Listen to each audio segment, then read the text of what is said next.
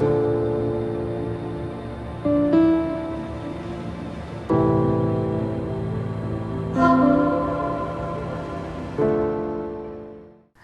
به شما بینندگان عزیز. در استودیو باز هم برنامه ما در امید است و من مریم دولت‌آباد با شما هستم. باز هم یک نفر با ما با مشکلاتی که پیشش آمده است و جواب سوال‌های دشوارش را نمی‌یابد مراجعت کرده است. خوش آمدید میگوییم مهمان نوبتی برنامه خودمون رو و صحبت رو آغاز میکنیم. مرحمت بگویید مشکل شما چیست و چی شما را به استودیوی ما آورد؟ تشکر زیاد.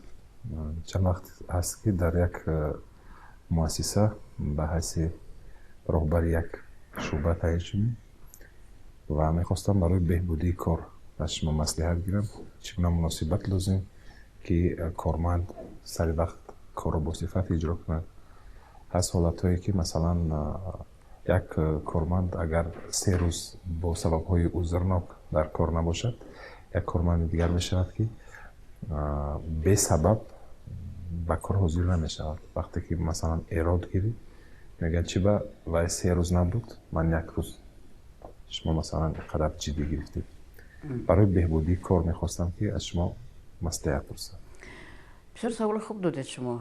اصلا کار یک بخش بزرگ زندگی ماست، خصوصا برای مردم. زیرا زن در عائله بسیار چیزها رو خودش تنظیم میکند و همون طلبات خود تطبیق کنیش بخش اساسیش اونجا تامین می شود، قانع می شود. ولی برای مردان جای کار جای بسیار مهمشان است. اگر مرد در جای کار از کارش قانع نباشد، موفق نباشد، او در زندگیش موفق شدنش مشکل است. یک مشکل دیگر است که اگر مرد موفق نباشد از جای کارش یک مشکل برای خودش پیدا کند، اون مشکل رو به عائله میبرد. از این رو مسئله مناسبت‌های سالم در جای کار یکی از مسائل عمده زندگی امروزه ماست. و خوب است که شما رهبر شدید، ما شما رو تبریک میگوییم و باز هم بهترش آن است که شما با این سوال علاقه مراجعت میکنید. یعنی مسئولیت رهبری رو علاقه حس کرده اید، میدونید که این یک کار دیگر است، کار زیردست، مسئولیتش کمتر است. یک سمت معین کار دارد، اون رو در دوره امکاناتش اجرا میکند. اگر نتوانست از رهبرش تنبیه میشنود یا اصلاح میشود. اگر اصلا از عهده کار نبرآمد میتواند کسبش رو دیگر کند. ولی رهبر 2 نمود مسئولیت دارد. اولش مسئولیت نزد رهبر بالاترش است. ما همیشه بالای سرمان یک رهبر دیگر داریم. و مسئولیت دیگر برای کار خوبی همون بخشی که ما رهبریش رو به عهده گرفتیم و به ما باور کردن. اگر ما نمیخواستیم وظیفه رو به ما نمیدادن، پس مسئولیت مال ماست. و شما بسیار لحظه خوب رو گفته که رهبران زیردستان یک عادت دارند، چون کودکان خرد خانه هستند. همیشه با همدیگر یک کلمه از تعصب، یعنی مقایسه میکنن همدیگر رو با همدیگر. انا و این خلا گرفت، انا این نگرفت و این با کار اداره لطمه میزند، میلش کار خود رهبر مشکل میکند. پس کار رو ما باید از چی آغاز کنیم؟ پیش از همه باید هر یک کارمند رو دقیقاً بیاموزیم. خاراکترش رو، استعدادش رو، امکانیت هایش رو. خاراکتر چی است؟ این آدم با حوصله است یا بی حوصله؟ این آدم زودکار است یا نرم کار؟ برای این آدم اصول کار در شکل مثلا قاعده 8/12 موافقت میکند یا نه؟ آدمانی هستند که خصوصا در کارهای ایجادی آدمانی هستند که میتوانند دیر بیایند، ولی در 2-3 ساعت اونقدر کار خوب کنند که نفر دیگر در دوام از 8 ساعت، ساعت 8 تا 6 بیگاه اونقدر کار کردن نتواند. و رهبر این چیزها رو باید خوب داند. هر ساحه اصول کار رهبری خودش رو دارد. مثلا در زواد، در کارخانه‌های کلان این صنعتی، اونجا دستگاه است، استانوک است. شما از در آمدید، باید استانوکتون رو درگیرانید و 8 ساعت اونجا کار کردن ممکن است. در دام 8 ساعت کدام یک قسمت معینی مسئله استحصال کرده می شود، اونجا در آمدن و برآمدن در یک ساعت معین به منفعت کار است، ثمرانک است.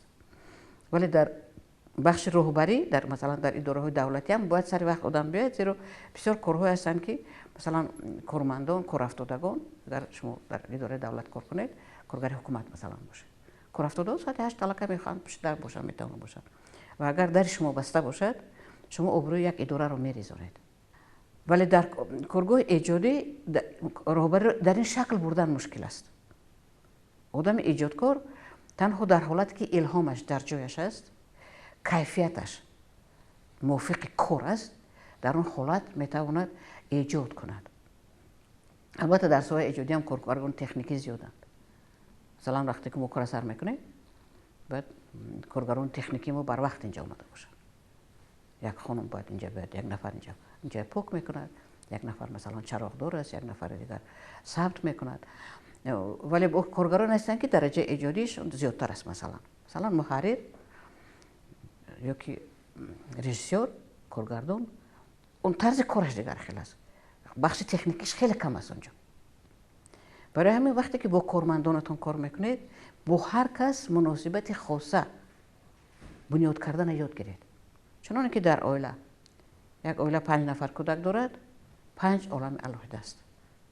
وقتی که شما آدم میدانید شما با او چگونه مناسبت کردن که مناسبت طرزی باید باشه که انسان نرنجد، زیرا شما یکون بالای کرسی راهبری نمیشینید. منصب همیشه یک چیز موقتی است و اون راهبرانی که سر منصب میاند این اصولهای راهبری رو نمیدانند در یک مدت کوتاه در نزد کلکتیو بی آبرو میشوند. آدمان با آنها کار کردن نمیخواهند و نظام کار رو بعضا برخواست هم ویران میکنند. اگر شما یک کس دیدن نخواهید همون اداره آمدن نمیخواهید. و برعکس شما هنگامی که سر وظیفه آمدید خاکسوریتون از پیشتر باید زیادتر شود، باید زمینی تر شوید.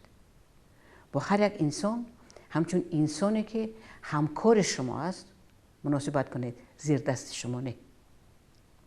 اگر شما زیر دست گیرید خودتون زبردست باشید، بعد مردم ایجادکار مردمی در این مسئله بسیار حساس است، شما رو قبول کردن نمیتونه.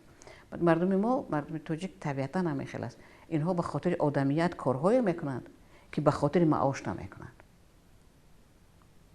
اگر این چیز را شما رعایت کرده توانید کارتون خیلی آسان میشه. در ادارتون چند نفر آنها هستند که شما را برشناسید؟ 15 نفر. 15 نفر خیلی گروه کلان است. چند نفر مرد، چند نفر زن هستند؟ 8 نفر مرد، باقی مانده زن. از نگاه سن سال اینها آدمان کدام سن سال هستند؟ از شما کلان سالترند، از شما جوانتر هستند؟ 60 ساله داریم، 50 ساله داریم، 20 ساله داریم. بله. 25 میخواد. سن سال گوناگون است. بله خیلی گوناگون است. هر کدام اینو خطی با همه اینو با یک اصول کار کردن نمیشه. بله. آدم کلان سالتر است احترام بیشتر میخواهد. بین خودشان مناسبت خوب نیست. هنگامی که راهبر با یک نفری که مناسبت خوب ندارد دیگر کس صحبت میکند، الکی وقتی که راهبر با او صحبت دارد الکی قهر میکند. بله. قطعی مخاطب صحبت کرده بله. آدمان کلان سال زود رنج میشوند. آنها همیشه احترام خاصه میخواهند. شما احترام خاصتونه و آنها میتونید با 2 دهن گپ خوب همیشه اظهار کنید. و در زبان ما بسیار چیزها هستند. مثلا با آدم از خودمون کلان سالتر اگر کلان سال باشن ما میگیم معلم میگیم. کلمه معلم در ما با معنای ابراز احترام است. و شاید به شما درس هم نداده است، شما از او شاید چیزی نو هنوز نگرفته اید، هرچند در زندگی همه معلم است. یک کودک 5 ساله هم میتواند استاد شما باشد و شما چیزی رو بفهمونه که شما خودتون نفهمیده و برای خودتون معین کنید که به کی چگونه مراجعت میکنید. در رفت کار کلمه های اپا و اکا نه همیشه کارشایم هستند. در زبان روسی مثلا نام پدر رو میگرفتن خیلی چیزو جابجا میکرد. در زمان شوروی همین خیلی بود. من یک وقت در یک اداره کار میکردم، من کارگر جوانترین بودم. یک روبر خیلی کلان سال ما همیشه با من با نام پدرم خطی مراجعت میکرد. من میخندم میگفتم که هم تو نامو میگیرید کفایه. میگفت که نه، در اداره اگر که ما در یک جا صحبت بیرون از اداره باشد من نامتون رو میگیرم، ولی اینجا شما چون من حق دارید به احترام. حالا که هم از نگاه سن سال از من کلان بود، هم از نگاه وظیفه از من کلان بود، هرچند ما در یک شعبه کار نمیکردیم. و در خاطر من همین چیز من درس بسیار خوبه بود و همه آنها با همون احترامی که شما خودتون میخواهید که رهبر نسبت شما داشته باشد باید مراجعت کنید. این یک. بعد کار رو طرز تقسیم کنید که موافق استعداد و امکانیت و لیاقتشان باشد. کار باید طرز باشد که این همون کارمند آن رو تواند و خواهد. اگر کار خودش نباشد و دلگرمانه اجرا کردن نمیتواند و به شما لازم میاد که یک نفر چند بار بالای هم تنبیه بدهید و تنبیه ها نه همیشه کارشایم هستند. تنبیه نه همیشه میتواند یک نفر رو به کار دلگرم کند. اگر یک نفر چند بار بالای هم ترتیب انتظام اداره رو ویران کرد، کار رو سر وقت اجرا نکرد، او رو در حضور دیگران تنبیه ندهید. دعوت کنید، علاوه بشینید، بگویید که برادر باید صحبت کنیم. چه مشکل است که شما اجرای فلان فلان کار نبرآمدید؟ چرا همین کار سر وقت اجرا نشد؟ شاید مشکلی دارد، شاید در خانه‌اش یک دردی دارد. در همان حالت شما واقعا برادرش هستید. همچون رهبر اون کاری که از دستتون میآید. شاید شما اگر که رهبر بلند مرتبه نباشید، شما شاید تقسیم مثلا مبلغ‌های علاوه‌ای یا مکافات پولی در اختیار شما نباشد. ولی در حالت ضرور شما اینو بتوانید پیشنهاد کنید برابر از خودتان بلندتر. ولی در صحبت‌ها در جلسه‌های عمومی میتوانید هر نفر رو علاوه برای اون سهمی که در مثلا یک لایحه خرد شما داشتید و چند نفر اون رو اجرا کردن به همه آنها به هر کدامشون میتونید به همه گروه کارگری تشکر ما این رو اجرا کردیم، من بسیار خرسند هستم، شما ابروی من برداشتید، ابروی خودتون برداشتید، من به شما هیچ کار کردن نمیتونم، این راست است. و با آنهایی که بسیارتر کار کردند بگوید که من این آدم در دوام یک هفته از کار خانه‌اش پرتافت، شبانه روزی ایستاد، به شما تشکر علاوه. من اگر اون کار از دستم میاد برای شما در نظر رهبریت اگر لازم شود مثلا پیشنهاد کردن یکون مکافات پولی یا یکون دلگرم کننده اصول‌های دیگر هستن، خب من نمیدونم افتخارنامه یا چیز دیگر میدهند، این چیزها رو به نظر بگیرید که من این چیزا به نظر میگیرم. در یک دفترچه‌تون همیشه قید کنید که کدام کار رو چگونه اجرا کرد. یعنی تعریف باید عمومی باشد، تنبیه و تنقید علاوه. زیرا مردم ما بسیار مردم طبیعتا عزت طلب هستند. وقتی که یک نفر رو در حضور چند نفر شما تنقید میکنید، با اگر درشت میگویید، خدای نکرده با یک بار دیگه میگم دشنام میدهید، کلمه قبیح بازم رو برای سر قرشان میگن، باور کنید اون اداره اون کاری که شما میخواهید اونجا اجرا نمیشد. اولا شما آدمان در دل آدمان نسبت خودتان نفرت بیدار میکنید، احترام شما خاک زمین میشد. بعداً چیزی که از ترس کرده میشود اون کار با برکتی نیست. ترس یک عمر بسیار کوتاه دارد. همین که شما هستید، زیر نظارت هستید، اون آدم کار گفتگی شما رو میکند. شما از در برآمدید، برعکسش میکند. احترام قوه بسیار زیاد دارد. اگر رهبر در نزد همکارانش احترام داشته باشد، کارگر در اداره هست یا نه، کار اداره خوب میرود. میگن که یک شف میبید، رهبر میبید، خفه میشد اول، ما به او رو نکنیم، در پیش رهبر بالا شرم ندارونیم، خجالت نکشد. به خاطری یک کلمه داریم روی خاطر، به خاطر احترامش من این کارو میکنم، به خاطر احترامش من این کار خوب میکنم. و چیز دیگر است که به همکاران همیشه کمک کردن لازم. شاید چیزهایی است که آنها نمیدونن و چیزهایی است که شما هم نمیدونید. گوید که اگر نمیدونید و من هم نمیدونم، از کلمه نمیدونم شرم ندارید. گوید که منم نمیدونم، باید یک آدم با تجربه میپرسه. همون یک نفری که اونجا 60 ساله شاید تجربه میدونن، در هفته کار اگر که نشد میتونید گوید که من از استاد میپرسیم که تجربه زیادتر دارن، شما گوید همینش خیلی کنیم بهتر شود. بعد یک اصول بسیار خوب است، ما این رو انگیزش عقل ها میگیم، این رو همیشه استفاده برید. اگر یک مسئله جدی پیش اومد و حل کردن نمیتوانید، مسئله کاری، مسئله مناسبت شما با کارگران نه، اون مسئله چقدر گفتم هم خیلی گامی دارید. یعنی در نزد همه تشکر میگویید، تعریف میکنید، در علاوه‌دگی صحبت خاصه میکنید برای اصلاح کردن کمبودی ها. ولی در حالتی که مثلا یک لایحه پیش اومد و شما اندیشه خودتون دارید، ولی در هر صورت اندیشه دیگران برای شما لازم است، جمع میکنید، تمام رو میگه که من هم خیلی یک فکر اومد، هم خیلی یک ایده اومد. بیاید یک جا فکر کنیم. همین چه خیل کنیم کی چه فکر دارد. فکر همه رو بگیرید. این نشانه احترام شما است. و اون آدم‌ها خودشون رو ارزشمند حس میکنند. ارزش شما دادید. اون آدم‌ها قوی‌تر میشوند. خواهش با شما کار کردنشون و خواهش سهم گذاشتن در کار اداره خیلی زیاد میشه. و وقتی که اندیشه‌شون رو گفتن، اگر که به شما معقول هم نشد اندیشه‌شون، در همونجا کارشایم هم نباشد، به همه تشکر میگوید.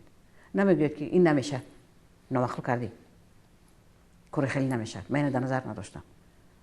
این چیزای عادی است که ما در صحبت هر روزمون خودمون حس نمیکنیم که چه خیلی کسا میرنجونیم، دلش از کار خنک میکنیم. کسی چیزی گفت، اندیشه‌شون رو در دفترتون مینویسید، ببینید که شما نوشتید. یعنی اندیشه اونها ارزش دارد. و بعد از این از بین این اندیشه ها اون چیزی که برای شما کارشایم است جمع کرده میگیرید و وقتی که لازم شد به همه اونها برای که و در آخر در وقتی که مثلا لایحه شما خوب راه اندازی شد و کار خوب شد، میتونید با اونهایی که اندیشه‌شون استفاده کردید بگید که ما همین اندیشه شما به نظر گرفتیم و مثلا در اساس فکری من برادر فلانی من همین لایحه قوی شد، وظیف شد، مکمل شد و این چیزها را از گفتنش نترسید. ما متاسفانه در زندگی هر روزه و در تربیه اولوی و ما یک چیز رو ندادند، ما رو از تعریف ترساندند. ما حتی کودک خودمون تعریف نمیکنیم، میگیم که از خود میره. مرد زنش تعریف نمیکند برای کار خوبش، از خود میره. ما کلمه تشکر رو در خانه بسیار کم استفاده میبریم. از این رو ما ملکه با دیگران صحبت کردن و همین چیزها رو سهم آنها رو به نظر گرفتن تشکر کردن ما بسیار کم داریم.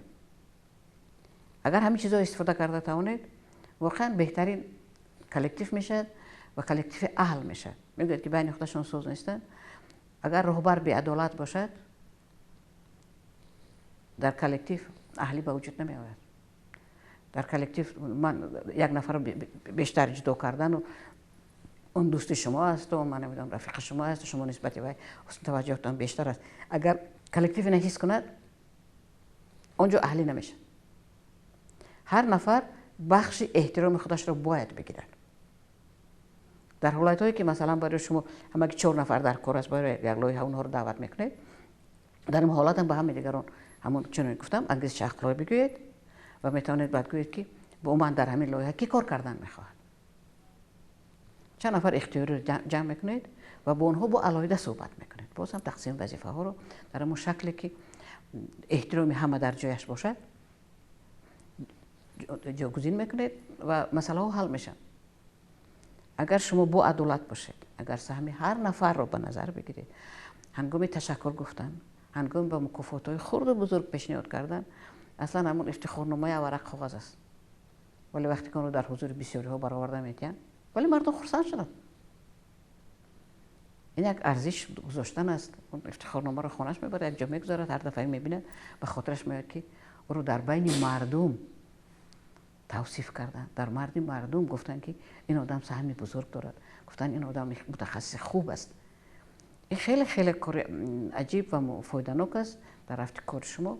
اگر شما کار نو سر کرده باشید به شما برار میخواهیم و این چیزها رو اگر استفاده کنید من گمان میکنم که مشکل زیاد پیش نمی آید. از این صحبت یگان چه برای خودتان گرفتید؟ بسیار چیز خوب، بسیار چیزایی که ولی استفاده نکرده. برای شما ما ابزارهایی رو گفتم وزیر که تو این دم استفاده نکرده بودید. خب سنجیده میبینید که کدامش برای شما در کدام مورد کار میآید. اصلا در یک صحبت 20 دقیقه‌ای 25 دقیقه‌ای همه قاعده های راهبری را گفتن دشوار است. کتاب‌های خیلی زیاد هستند. در کلمه از منیجمنت هم راهبر است. یعنی چگونه ما قوه ها رو جابجا کنیم، چگونه از آنها ثمراناک استفاده بریم. میتونید در آینده بیاموزید. از آموختن ما کم نمیشیم، ما زیاد میشیم، ما کمال میابیم. اگر در این اداره مثلا تجربه خوب پیدا کنید برای شما یک لابراتوار کاری میشه، لابراتوار ایجادی میشه که راهبر باید چگونه باشد. شاید در حالتهای دیگر بعد من نمیدونم حتی در روزگار اولویتون هم این چیزها این دانش‌ها برای شما کمک میکنن. خب برای کار با شما در اینجا برنامه امروزه ما به انجام میرسد. ما به همه شما سپاس میگوییم برای اینکه اشتراک کردید، برای اینکه تماشا کردید.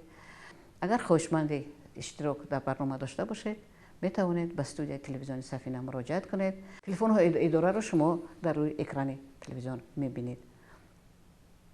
آباد باشید تا دیدار دیگر در استودیوی تلویزیون سفینه.